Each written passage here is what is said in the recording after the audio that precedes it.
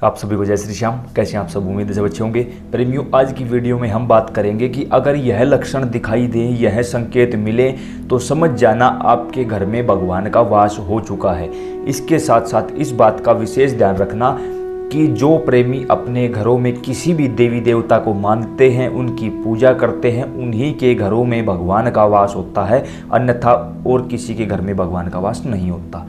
इसके साथ एक महत्वपूर्ण बात और बताना चाहता हूं कि जिस घर में घर के लोग अपने पितरों की पूजा करते हैं, उसी घर में फिर कुल देवी और कुल देवता का वास होता है। जिस घर में इन तीन शक्तियों का वास होता है, उसी के घर में उसके इष्ट देवता, उसके आराध्य देवता आते हैं, अन्यथा देवी देवता नहीं आते। इस बात का विशेष ध्यान रखना जरूरी है।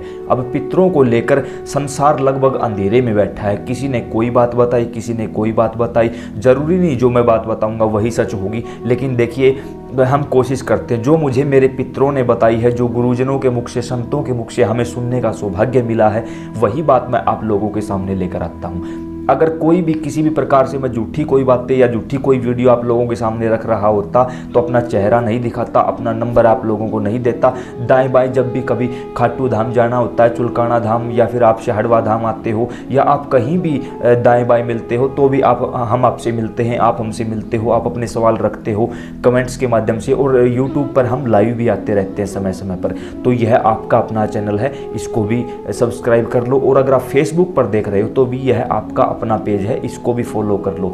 हम कोशिश करते हैं कि ज़्यादा से ज़्यादा लोगों तक पितरों के बारे में जानकारी को पहुंचाया जा सके, ताकि जो मेरे जैसे पाखंडी आप लोगों को पैसे लेकर लूट रहे हैं, उनके लूटने से आपको बचाया जा सके फ्री ऑफ कॉस्ट। अगर आपके मन में भी कोई ऐसा संशय है तो अगर YouTube पर देख रहे हो तो नीचे डिस्क्रिप्शन में पितरों की वीडियो का लिंक मिल जाएगा, और अगर फेसबुक पर देख रहे हो तो YouTube पर जाइए, MB रिकॉर्ड भक्ति आपका अपना चैनल है, वहां जाकर पितरों की वीडियो सर्च करिए, आपको सारी वीडियो सामने आ जाएंगी। पूरी प्लेलिस्ट बना रखी है जो फ्री ऑफ कॉस्ट है, कोई चार्ज नहीं देना। A से लेकर Z तक पूरी सीरीज चली हुई है, आगे भी चल ही रही है। अब बात करते हैं ये संकेत मिले तो। संकेत सबसे पहले तो भगवान उसी को संकेत देते हैं जिनको वो खुद चुनते हैं। हम किसी भगवान का चुनाव नहीं करते, बल्कि भगवान हमारा चुनाव करते हैं, सबसे बड़ी बात।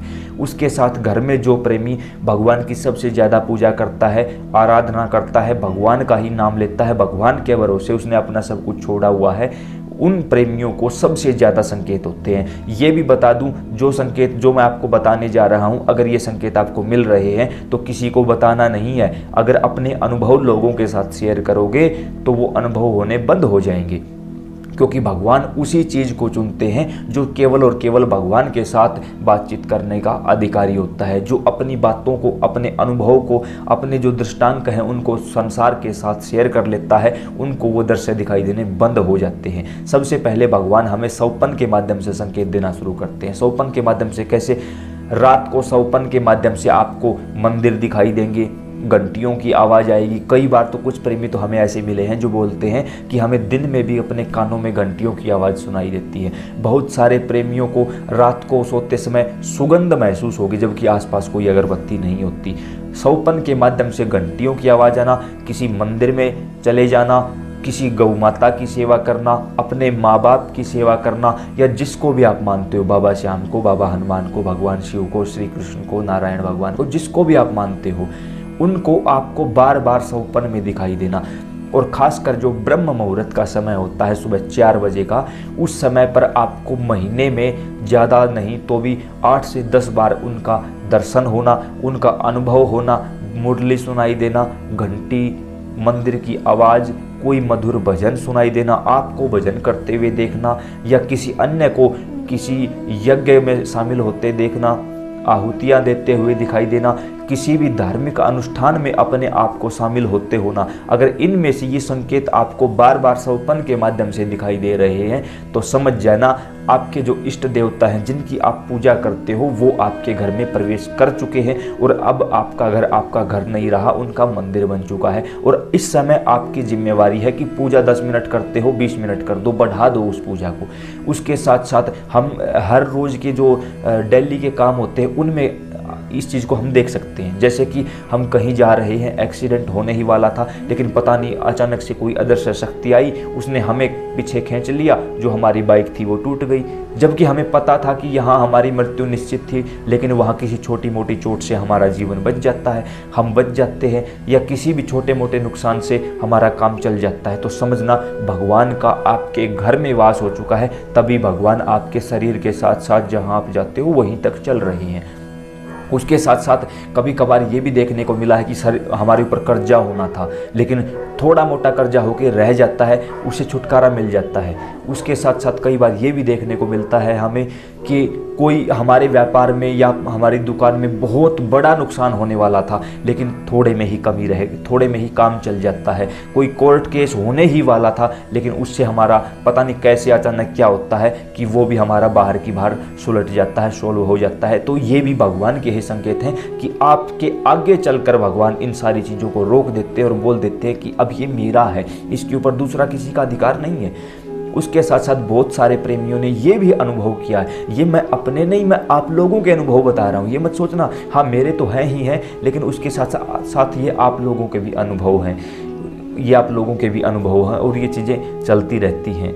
तो देखिए इस बात का विशेष ध्यान रखें, जब आप अपने घर के मंदिर में प्रवेश करते हैं, वहाँ भी आपको एक सकारात्मक एनर्जी महसूस होती है। मन करता है यहीं बैठे रहें, भगवान का भजन करते रहें, और 10 मिनट की बजाय और ज़्यादा समय भगवान को दें। उससे समझ लेना कि भगवान आपको अपनी ओर जानबूझकर खींच रहे हैं, आकर्षित कर रहे हैं और कह रहे हैं बस मेरी सेवा में रह, बाहर की जो भड़ास है मैं देख लूँगा, जो भड़क है मैं सुलझता हूँ, आप टेंशन मत लो। ये भगवान आपको समझाना चाहते हैं। आप घर के किसी भी कमरे में बैठे, वहाँ आपको अचानक सुगंध महसूस होना, समझ जाना भगवान का संकेत है कि भगवान सिर्फ आपके मंदिर में नहीं बैठे, उन्होंने इस घर को ही मंदिर बना दिया, अब वो हर जगह यत्र तत्र विराजमान है। समझ जाना इस संकेत को।